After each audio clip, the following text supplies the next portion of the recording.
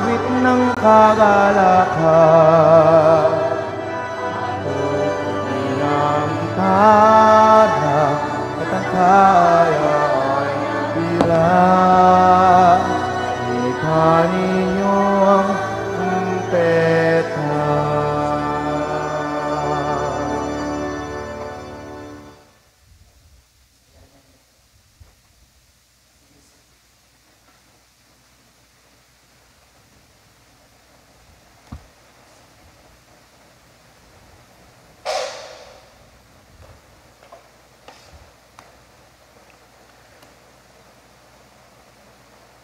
Sa ngalan ng Ama at ng Anak at ng Espiritu Santo. Amen. Sumainyo ang Panginoon. At sumayo rin. Mga kapatid, sama-sama nating ginugunita ngayon si San Martin ng Tours upang maging marapat tayo sa banal na pagdiriwang pagsisihan natin ng mga nagawang kasalanan.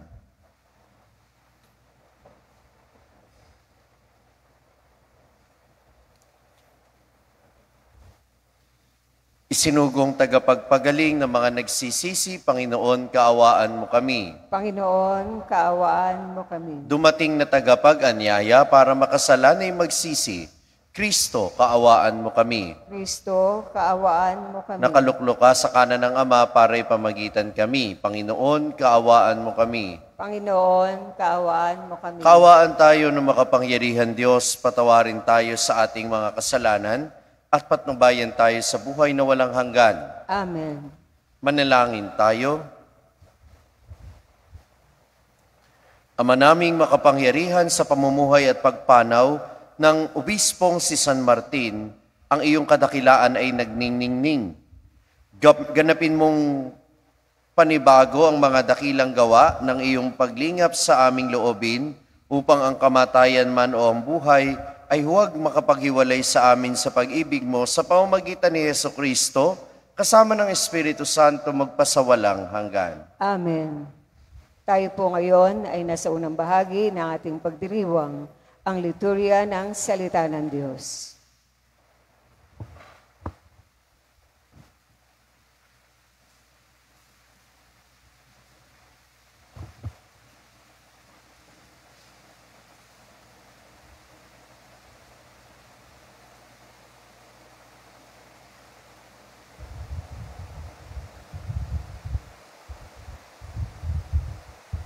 Ang salita ng Diyos mula sa sulat ni Apostol San Pablo kay Tito.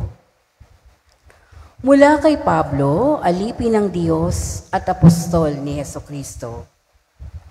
Sinugo ako upang patibayin ang pananalig ng mga hinirang ng Diyos, palawakin ang kanilang kaalaman tungkol sa katotohanang makapaglalapit sa atin sa Diyos at bigyan ng pag-asa sa buhay na walang hanggan. Bago palalangin ang sanlibutan, ang buhay na ito ay ipinangako na ng Diyos na hindi marunong magsinungaling. Ipinahayag naman ito sa takdang panahon at ipinagkatiwala sa akin upang ipangaral ayon sa utos ng Diyos na ating tagapagligtas. Kay Tito, tunay kong anak sa pananampalatayang ipinagkaloob sa ating lahat. Sumaiyo nawa ang pagkalinga at kapayapaan mula sa Diyos Ama at sa ating tagapagligtas na si Kristo Jesus. Iniwan kita sa Kreta upang ayusin ang mga bagay na wala pa sa ayos at pumili ng matatanda sa simbahan sa bawat bayan ayon sa itinagubilin ko sa iyo. Ang pipiliin mo ay yaong walang maaaring ipintas. Minsan lang nag-asawa. Ang mga anak ay mananampalataya at hindi magugulo o matitigas ang ulo.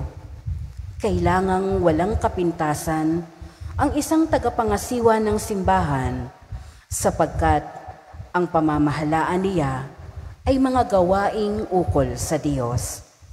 Kailangang hindi siya palalo, hindi magagalitin, hindi maglalasing, hindi mapusok o gahaman. Bukas ang tahanan, maibigin sa kabutihan, may sariling bait, tapat makitungo sa kapwa, masunurin sa Diyos, at marunong magpigil sa sarili. Kailangang matatag siyang nangahawak sa tunay na aral upang ito ay maituro sa iba at maipakilala ang kamalian ng mga sumasalungat dito. Ang salita ng Diyos. Salamat sa Diyos. Salmong tugunan, ang ating pong itutugon, Panginoon, ang bayan mo ay dumudulog sa iyo. Tayo pong lahat. Panginoon, ang bayan mo ay dumudulog sa iyo. Ang buong daigdig, lahat ng naroon, may-ari ang Diyos, ating Panginoon. Ang mundo ay natayo at yaong sandigay, ilalim ng lupa, tubig kalaliman. Panginoon, ang bayan mo ay dumudulog sa iyo.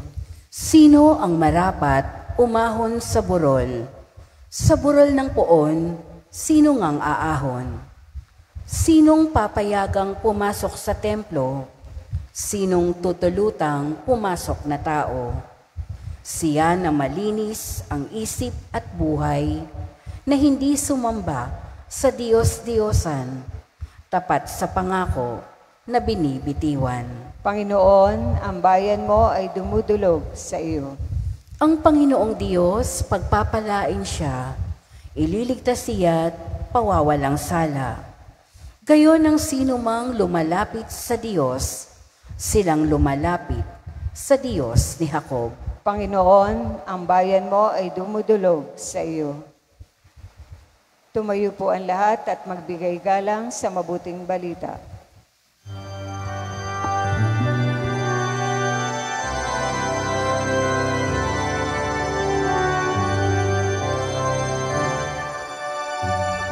Hallelujah, hallelujah, hallelujah, hallelujah, hallelujah, hallelujah.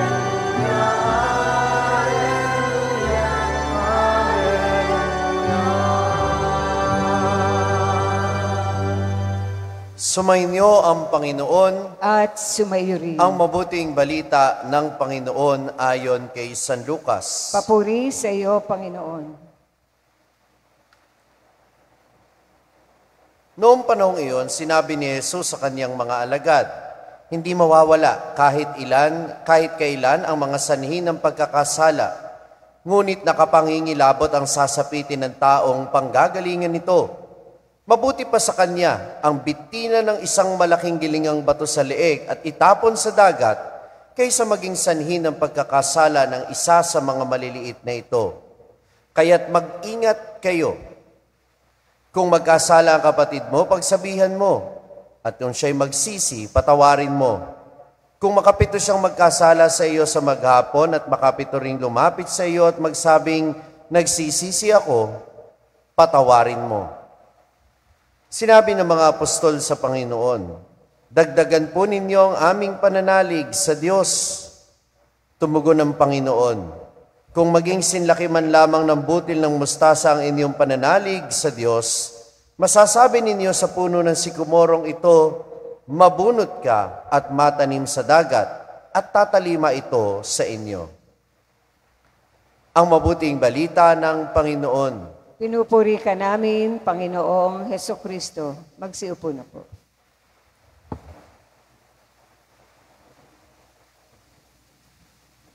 Magandang umaga po sa inyong lahat.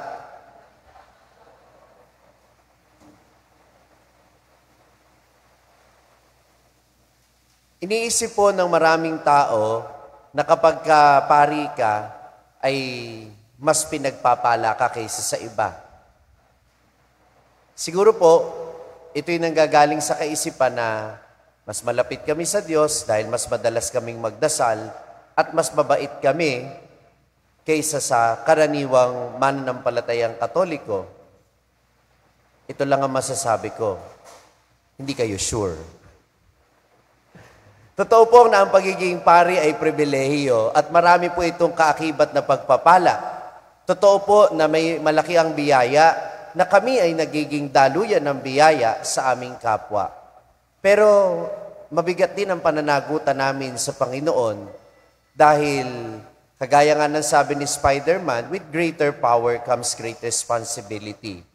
Oo, pribilehiyo ang pagiging pari, pero ito ay isang malaking pananagutan sa Diyos dahil kung paano nagiging daluyan kami ng pagpapala, pwede rin kaming maging daluyan ng pagkapahamak o maging dahilan at paraan para mapahamak ang ibang tao, lalo na kapag hindi kami nagpapakita ng mabuting halimbawa, lalo na kung ang aming pamumuhay ay taliwas sa ipinapahayag naming mabuting balita.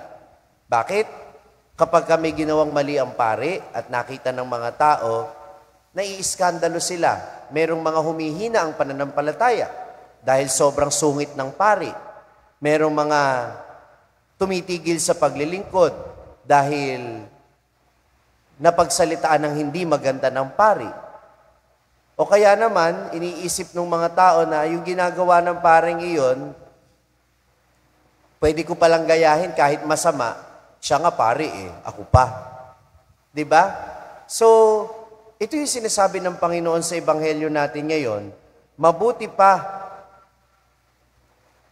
hindi mawawala kahit kailan ang mga sanhi ng pagkakasala, ngunit nakapangingilabot ang sasapitin ng taong panggagalingan nito. Naiunawaan ng Diyos na tayo ay nagkakamali, nauunawaan ng Diyos na pwede tayong magkasala. Pero kapag tayo ang naging sanhi ng pagkakasala ng iba, abay mabigat ang pananagutan natin sa Panginoon dahil sa hindi magandang halimbawa na naibigay natin sa kanila. Kaya ito, it does not only refer to us priests, it also refers to other leaders of Christian community. Sino mang pinuno ng pamayan ng Kristiyano ay may gampanin na maging mabuting halimbawa at huwag maging sanhi ng pagkakasala ng kapwa. Kaya nga sa unang pagbasa natin ngayon, ano ang ibinibigay na requirement ni San Pablo sa mga kukunin ni Tito na sinulatan niya sa unang pagbasa ngayon para maging mga matatanda sa simbahan o sa panahon natin ngayon, ito tinatawag na obispo na mga namumuno sa diocese. Ano ang sabi niya dito? Hindi siya dapat magulo o matigas ang ulo. Kailangang walang kapintasan ang isang tagapangasiwa ng simbahan sapagkat pamamahalaan niya yung mga gawain ukol sa Diyos. Kailangan hindi siya palalo, hindi magagalitin. Ako po. Hindi maglalasing. Hindi mapusok o gahaman, bukas ang tahanan, maibigin sa kabutihan, may sariling bait, tapat makitungo sa kapwa, masunurin sa Diyos, at marunong magpigil sa sarili. Meron kaya ako niyan? At itanong nyo rin sa sarili ninyo, meron din kaya kayo niyan? Dahil lalo na kung nagsisimba kayo palagi, kapag kilala kayo ng mga tao sa inyo, mga kapitbahay ninyo at kapamilya ninyo, na kayo ay malapit sa simbahan, inaasahan nila na meron kayo at least ilan man lamang sa mga katangiang binanggit ko.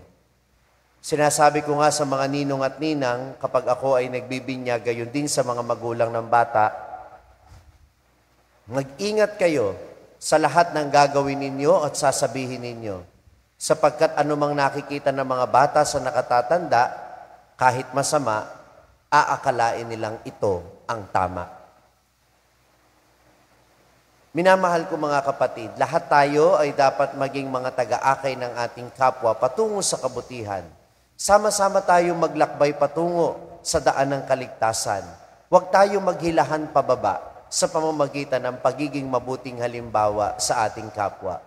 Hindi lang dapat magpakita tayo ng magandang ehemplo, kundi kagaya ng sinabi sa ating ebanghelyo, kapag may gumagawa ng mali, obligasyon din natin na sila'y itama dahil baka nakalilimot sila na mali ang kanilang ginagawa. Sinasabi rin dito, kapag sila'y nagkasala, patawarin natin, lalo na kung sila'y nagsisisi. Dahil ang pagpapatawad ay pagbibigay sa kanila ng pagkakataon na maitama ang kanilang ginawang mali. At sa pagwawakas ng Ebanghelyo, kagaya ng mga alagad, hilingin natin ang pananalig sa Diyos. Dahil ang pananalig sa Diyos ang pagsisimulan ng biyaya ng pagbabagong buhay. Kung nananalig tayo sa Diyos, naniniwala tayo na hindi tayo masamang tao, na kaya tayong baguhin ng kanyang biyaya. Si San Martin ng Tours na ipinagdiriwang natin ngayon ay ipinanganak sa isang paganong pamilya. Kung tutusin, wala siyang makikitang mabuting halimbawa ng buhay Kristiyano dahil wala naman siyang Kristiyanong pamilya na kinagisnan. Gayunpaman, dahil sa biyaya ng Diyos, sa murang edad pa lamang gusto na niyang maging Kristiyano. At nung siya ay pinilit ng kanyang tatay na maglingkod bilang sundalo, nakakita siya ng isang pulubi at ibinigay niya ang kalahati ng kanyang balabal sa pulubing ito na halos subad na dahil noon ay napakalamig. Dahil sa kanyang mabuting halimbawa, na-inspire kahit yung kanyang nanay na magpa-convert at maging Kristiyano. Dahil sa kanyang mabuting halimbawa, na-impluwensyahan niya maging ang kanyang sariling ina. Ikaw, sino ang naiimpluwensyahan mo sa paligid mo? At ang susunod kong tanong, anong klaseng impluwensya ang naibibigay mo? Mabuti o masama? Amen.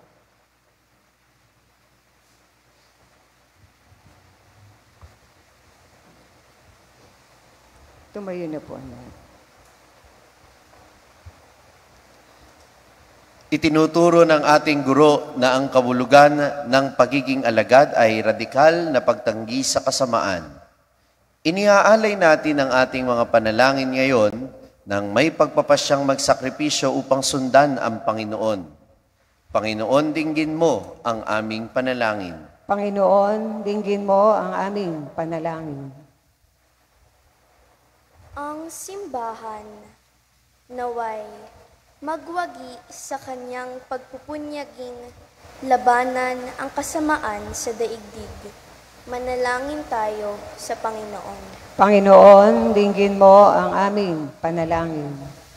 Ang Kristiyanong sumasampalataya naway magkaroon ng tapang na magsalita at kumilos laban sa kasamaang sumisira ng ating lipunan. Manalangin tayo sa Panginoon. Panginoon, dinggin mo ang aming panalangin. Ang mga pinaging manhid na ng kasalanan naway hipuin ng Espiritu ng Panginoon upang magbalik loob sila at magbago ng pamumuhay. Manalangin tayo sa Panginoon. Panginoon, dinggin mo ang aming panalangin. Ang mga may sakit naway palakasin sa kanilang dinaranas na pagsubok at maialay nila ang kanilang paghihirap para sa pagbabalik loob ng mga makasalanan. Manalangin tayo sa Panginoon. Panginoon, dinggin mo ang aming panalangin. Ang ating mga mahal na yumao naway akayin sa piling ni Kristo. Manalangin tayo sa Panginoon. Panginoon, dinggin mo ang aming panalangin. Isama natin sa ating panalangin ang intensyon ng mga nagpamisa at idulog natin sa Panginoon ang ating mga kahilingan.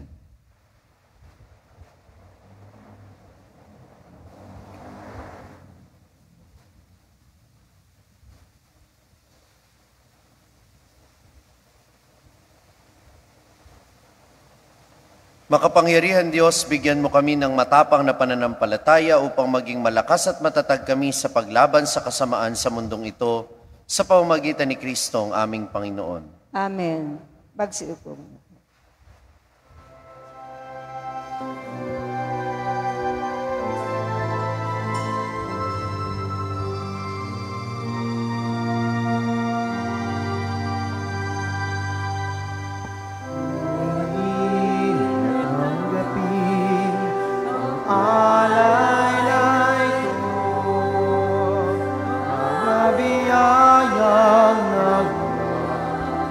Sa kapal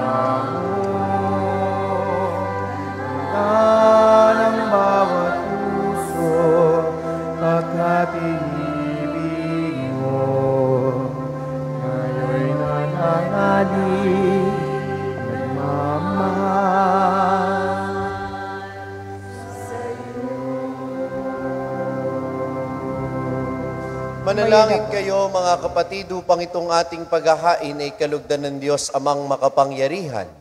Tanggapin nawa ng Panginoon itong paghain sa iyong mga kamay, sa kapurihan niya at karangalan, sa ating kapakinabangan at sa buong sambayanan niyang banal. Ama naming lumikha, pakabanalin mo ang aming mga alay sa paghahain namin ngayong ginugunita si San Martin, upang sa pamumuhay namin araw-araw itaguyod kami nito sa hirap at ginhawa sa pamamagitan ni Hesukristo kasama ng Espiritu Santo, Amen. magpasawalang hanggan.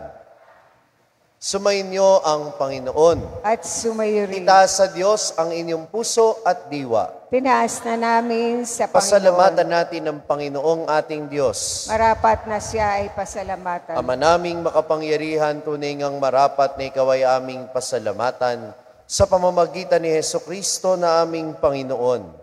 Ngayong si San Martin ay pinararangalan sa pamumuhay niyan totoong uliran at pagiging maaasahan sa panunungkulan. Kaya't si Hesukristo na maaasahan sa katapatan ay inihahayag sa pangangasiwa sa sambayanan. Ang malasakit ng mga ulirang tagapangasiwa noon ay nagpapatuloy magpahanggang ngayon sa mga panalangin kanilang iniuukol kaysa ng sambayanan mong dito'y nagtitipon. Kaya kaisa ng mga anghel na nagsisiawit ng papuri sa iyo ng walang humpay sa kalangitan, kami ay nagbubunyi sa iyong kadakilaan. Santo, Santo, Santong Panginoong Diyos na mahukbo, napupuno ang langit at lupa ng kadakilaan mo, o sana sa kaitaasan. Pinagpala ang naparirito sa ngalan ng Panginoon, o sana sa kaitaasan. Magsiluhod po. Ama naming banal, ikaw ang bukal ng tanang kabanalan, kaya't sa pamamagitan ng iyong Espiritu, gawin mong banal ang mga kaloob na ito, upang para sa amin ay maging katawan at dugo ng aming Panginoong Hesukristo. Bago niya pinagtiis ang kusang loob na maging handog, hinawakan niya ang tinapay, pinasalamatan kanya, pinaghati-hati niya yon, iniabot sa kanyang mga alagad at sinabi, tanggapin ninyong lahat ito at kanin, ito ang aking katawan na ihahandog para sa inyo.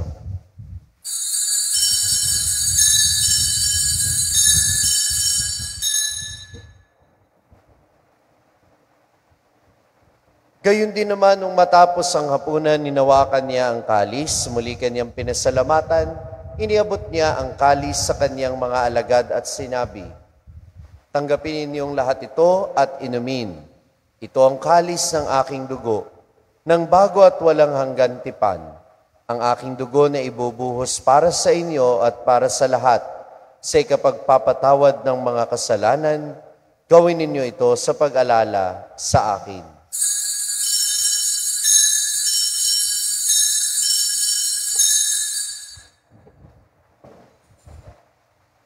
Ipagbunyi natin ang misteryo ng pananampalataya. Si Kristo ay namatay.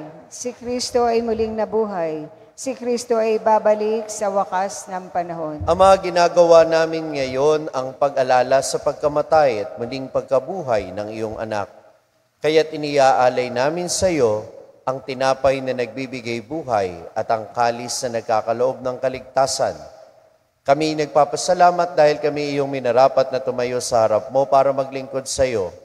Isinasamo namin kaming magsasalo-salo sa katawan at dugo ni Kristo'y mabuklod sa pagkakaisa sa pamamagitan ng Espiritu Santo. Amalingapin mo ang iyong simbahang laganap sa buong daigdig.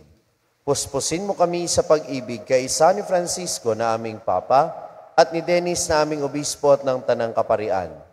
Alalahanin mo rin ang mga kapatid naming nahimlay na may pag-asang sila'y muling mabubuhay, gayon din ang lahat ng mga pumanaw. Kawaan mo sila at patuloyin sa iyong kaliwanagan. Kawaan mo at pagindapatin kaming lahat na makasalo sa iyong buhay na walang wakas. Kaysa ng mahal na Birheng Maria na Ina ng Diyos, ang kanyang kabiyak ng puso si San Jose, kaysa ng mga apostol at ng lahat ng mga banal na namuhay dito sa daigdig ng kalugod-lugod sa iyo. Maipagdiwang nawa namin ng pagpupuri sa ikararangal mo sa pamamagitan ng iyong anak na aming Panginoong Hesukristo. Sa pamamagitan ni Kristo, kasama niya at sa Kanya, ang lahat ng parangal at papuri ay sa iyo, Diyos amang makapangyarihan, kasama ng Espiritu Santo, magpasawalang hanggan. Amen. Sa tagubili ng mga nakagagaling na utos sa turo ni Jesus ng Panginoon natin at Diyos, ipahayag natin ang lakas loob.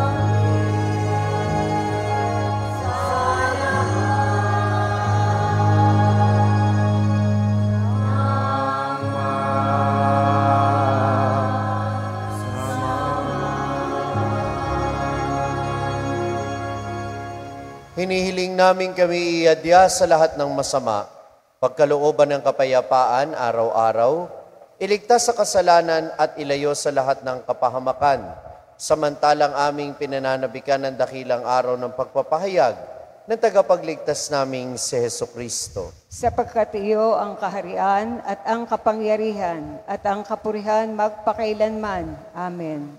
Panginoong Jesucristo, sinabi mo sa iyong mga apostol, kapayapaan ang iniiwan ko sa inyo, ang aking kapayapaan ang ibinibigay ko sa inyo. Tunghayan mo ang aming pananampalataya at huwag ang aming pagkakasala. Pagkalooban mo kami ng kapayapaan at pagkakaisa ayon sa iyong kalooban kasama ng Espiritu Santo, magpasawalang hanggan. Amen. Ang kapayapaan ng Panginoon ay lagi nawang sumainyo. At sumayo rin. Magbigayan kayo ng kapayapaan sa isa't isa.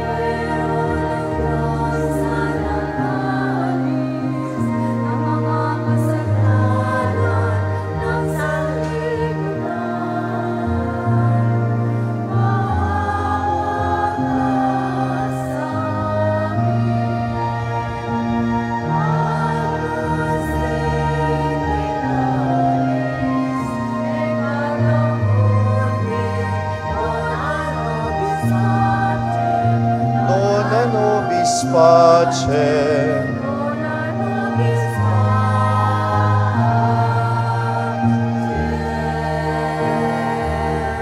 Magsiluhod po. Ito ang kordero ng Diyos sa nag-aalis sa mga kasalanan ng sanlibutan. Mapalad ang mga inaanyayahan sa kanyang piging.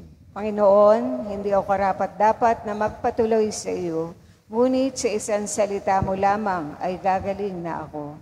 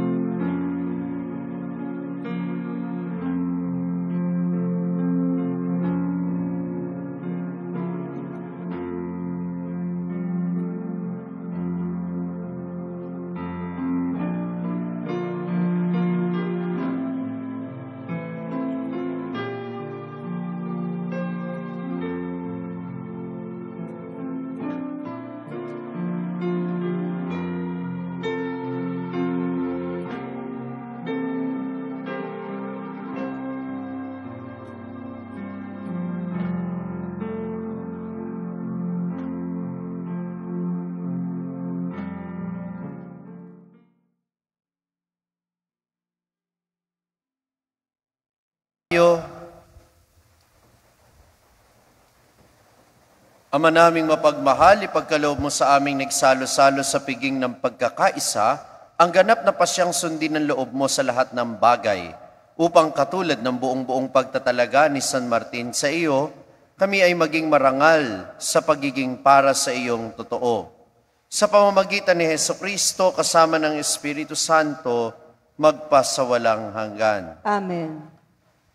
Pagkatapos ng misa, maaari pong lumapit ang mga humihili ng panalangin at pagbabasbas, lalo na para sa kanilang kaarawan at anibersaryo ng kasal at gayon din ang mga nais magkumpisal.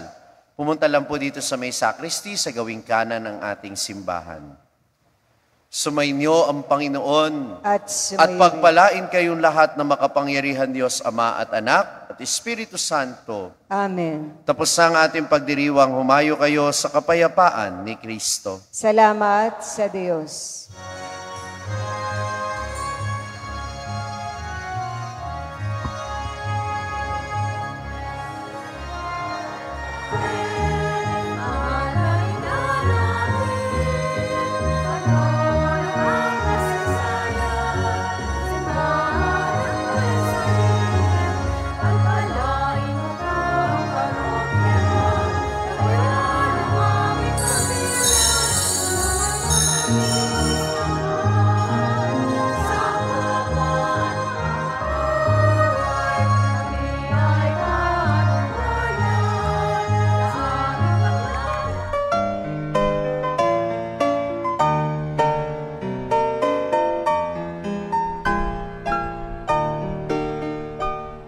Nuestro Padre Jesús Nazareno, sinasamba ka namin, pinipintuho ka namin, aral mo ang aming buhay at kaligtasan.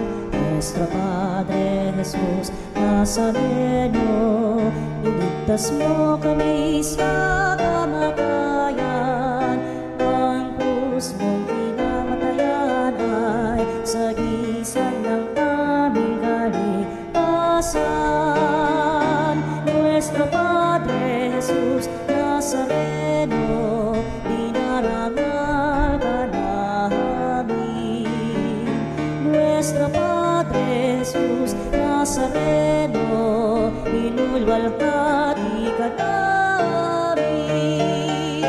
Nuestro Padre Jesus Nazareno, inarangal ka namin. Nuestro Padre Jesus Nazareno, inulwalhati ka namin.